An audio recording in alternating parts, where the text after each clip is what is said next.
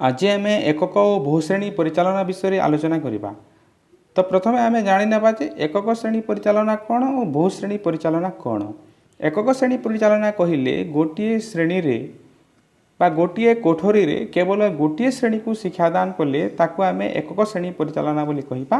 एवं गोटे श्रेणी कोठरी रे जदि एकाधिक श्रेणी को एक संगे शिक्षादान करवा, जेमिति कि गोटे उदाहरण नेले बुझीजिबा जे जदि गोटे शिक्षक एका संगे द्वितीय श्रेणी किंबा तृतीय श्रेणी को पाठ पढ़ाउछंती, चतुर्थ पंचम एवं तृतीय श्रेणी को पाठ पढ़ाउछंती, ताहेले ताको आमे बहुश्रेणी परिचालना बोली कहिबा।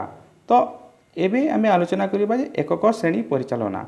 एकक श्रेणी परिचालना रे केतोटी परिस्थिति देखा जाय थाए, सेगुडी कहला एकक श्रेणी किंतु बहुस्तर परिस्थिति, एकक श्रेणी ओ कम संख्यक शिक्षार्थी, एकक श्रेणी और बहु संख्यक शिक्षार्थी। आम साधारणतः तीन टी परिस्थिति को फेस करवा, तीन टी परिस्थितिर सम्मुखीन होगा। प्रथम है एकक श्रेणी किंतु बहुस्तरीय परिस्थिति। एकक श्रेणी तो बुझी हो केवल गोटे श्रेणी, केवल गोटे श्रेणी रे बहु परिस्थिति थाए, बहुस्तरीय परिस्थिति थाए। से बहुस्तरीय परिस्थिति कौन से विषय आम आलोचना करवा।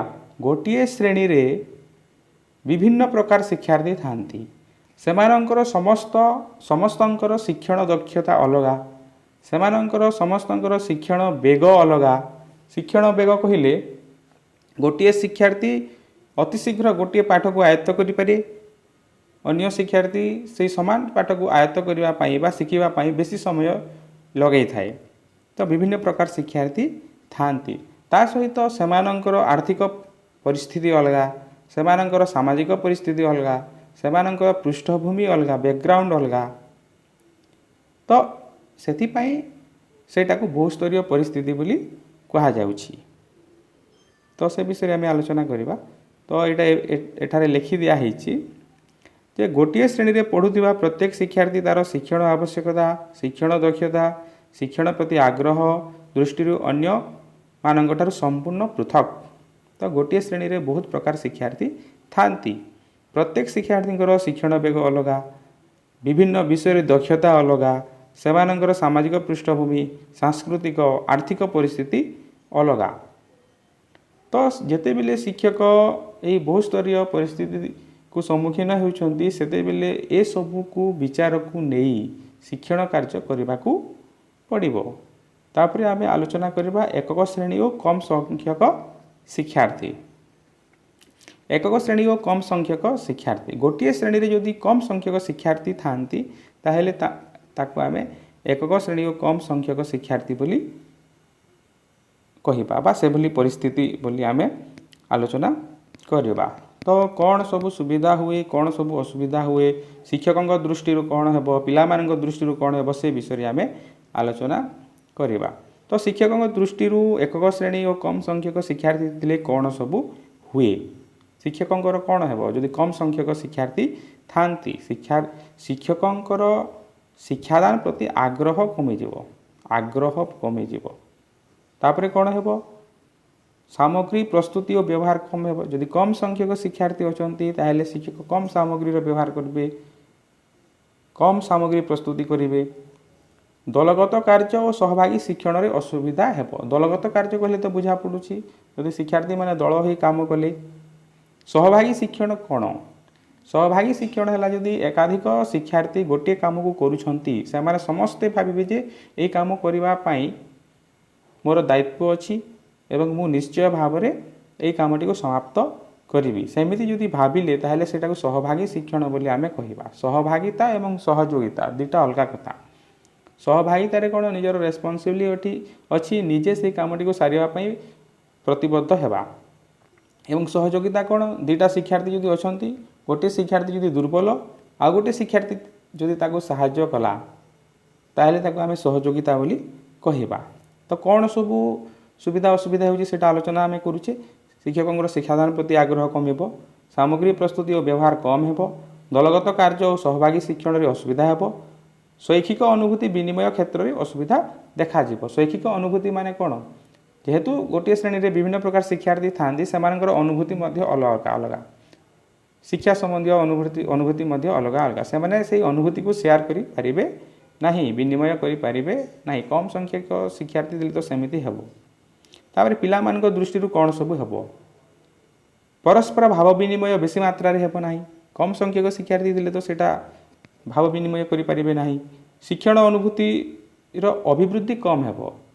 ଶିକ୍ଷଣ ଅନୁଭୂତି ପିଲାମାନଙ୍କର ବିଭିନ୍ନ ପ୍ରକାର ଅନୁଭୂତି ଥାଏ।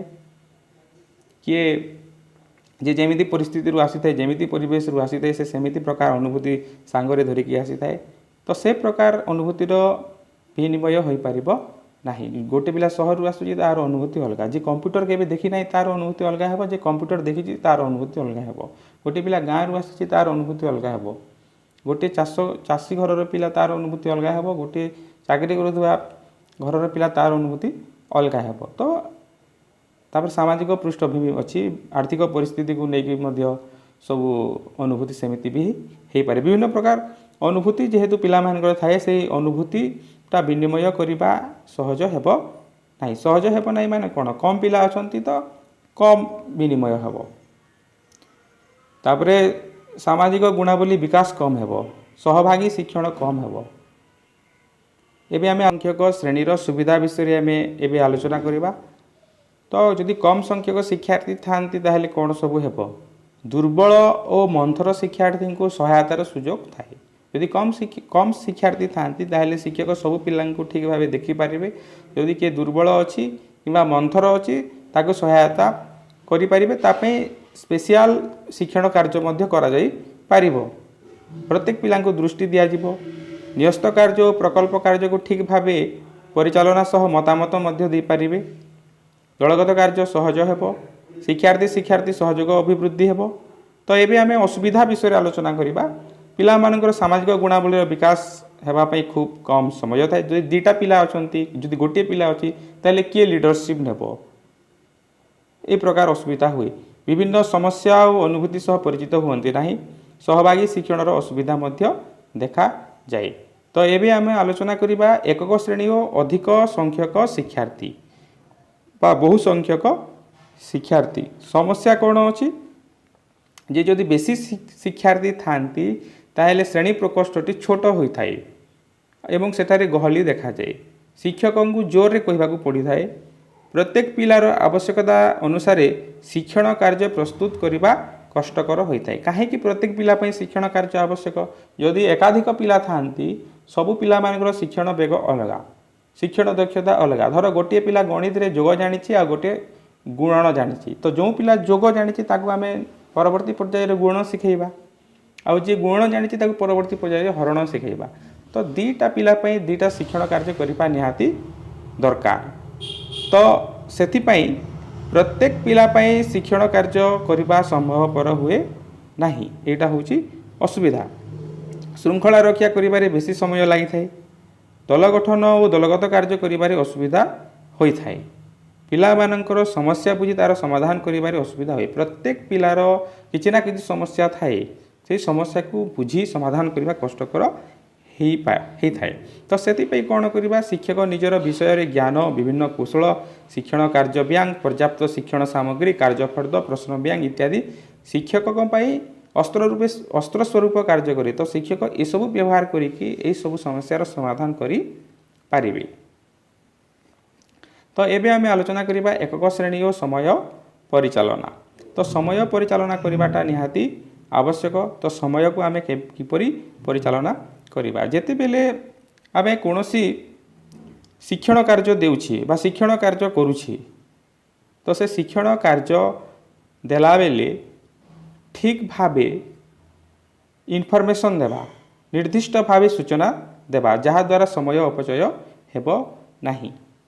ଏବଂ ଆମକୁ ଶିକ୍ଷଣ କାର୍ଯ୍ୟର ବିଭିନ୍ନ ସୋପାନରେ ବ୍ୟବହାର ପାଇଁ ଉଦ୍ଦିଷ୍ଟ ସାମଗ୍ରୀ ଗୁଡ଼ିକୁ ପୂର୍ବରୁ ପ୍ରସ୍ତୁତ କରି ରଖିବା। ତ ଆମେ ଯେତେବେଳେ ଶିକ୍ଷାଦାନ କରୁଛେ, ଆମକୁ ବିଭିନ୍ନ ସମୟରେ ବିଭିନ୍ନ ଶିକ୍ଷଣ ସାମଗ୍ରୀ ଦରକାର ପଡ଼ିବ।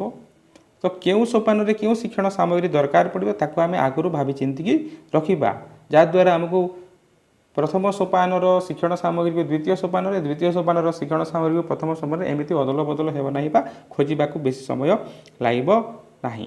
ତାପରେ ପିଲାମାନଙ୍କ ପାଇଁ ଏମିତି ବସିବା ବ୍ୟବସ୍ଥା କରିବା ଯେମିତି ସେମାନଙ୍କୁ ବାରମ୍ବାର ଉଠାଇବାକୁ ପଡ଼ିବ ନାହିଁ। ତାପରେ ସକ୍ରିୟାତ୍ମକ କାର୍ଯ୍ୟ ଉପରେ ଆମେ ଯଦି ଆଲୋଚନା କରିବା, जदि दरकार ताहले सक्रियात्मक कार्य करिबा एठी लेखा आइजे देख आवश्यक नदिले सक्रियात्मक कार्य न देबा भलो जदि आवश्यक अछि ताहले सक्रियात्मक कार्य करिबा एवं सक्रियात्मक कार्य रे कम समय देबा बेसी समय अपचय करिबा नाही एटा लेखा आइछि कौन केमिति समय परिचालना करवा स्पष्ट सूचना देवे शिक्षण कार्यर विभिन्न सोपायन रे व्यवहार पे उद्दिष्ट सामग्री गुड़ी पूर्व प्रस्तुत कर रखिबे श्रेणी कार्य समय रे बेसी समय आकलन पे देवे नाही परि संशोधन करिवे तापरे बारंबार स्थान परिवर्तन बा दल परिवर्तन ठीक नुहे शिक्षक और सहशैक्षिक कार्य मध्य रे समन्वय रक्षा करिवे तो एटा हला समय परिचालना तापरे अछि स्थान परिचालना श्रेणी प्रकोष्ठर स्थान परिचालना जे जो श्रेणी प्रकोष्ठ रे हमको स्थान मिली स्थान माने क्या बुझा श्रेणी कोठरीर कांथ श्रेणी कोठरीर चट्टाण को बुझा तो से स्थान को आम किपरि परिचालना करिबा तो आम कौन करवा पिला द्वारा प्रस्तुत चार्ट प्रकल्प को एमिति जगह रखिबा कांथर एमिति जगह टांगिबा जेमिति सब पिला देखि पारिबे श्रेणी कोठरीर किछि स्थान को मेधावी शिक्षार्थीर शिक्षण कार्य पई स्थानित करिबा जहाद्वारा से शिक्षण अभिवृद्धि त्वरान्वित हेबो कांथर किछि स्थान पिलांक सृष्टि बा सृजनशील कार्य निमित्त उद्दिष्ट रखिबा गोटे कांथरे कौन करबा पिला माने जो चित्र काटुछंती किबा कविता लिखुछंती गप लिखुछंती से सब को टांगी देबा सेमानक पई गोटे बोर्ड मध्य करि पारिबा तापरे एकक श्रेणी और शिक्षण सामग्री परिचालना विषय रे आमे आलोचना करिबा एकक श्रेणी और परिचालना और शिक्षण सामग्री जिते बेले परिचालना करा जाउछि तो आमे कौन करबा जेउ सामग्री गुड़िक सब बेले दरकार रे आसे जेपरि कि पुस्तक कागज पेंसिल ए सब को सहजरे उपलब्ध होउतबा स्थान रे रखिबा उचित एवं जेउ सामग्री गुड़िक बेले बेले व्यवहार हुए जेमिति ग्लोब मैप वैज्ञानिक उपकरण ए सब को श्रेणी कोठरीर उच्च स्थान रे रखिबा उचित तो आमे नेक्स्ट क्लास रे बसिबा प्रणाली विषय आलोचना करिबा एवं मोस्ट इम्पोर्टेंट क्वेश्चन गोटे अच्छी जोटा प्रति एग्जाम रे आसे राइट टू एजुकेशन एक्ट जोटा तुम अच्छी से विषय आमे आलोचना करिबा।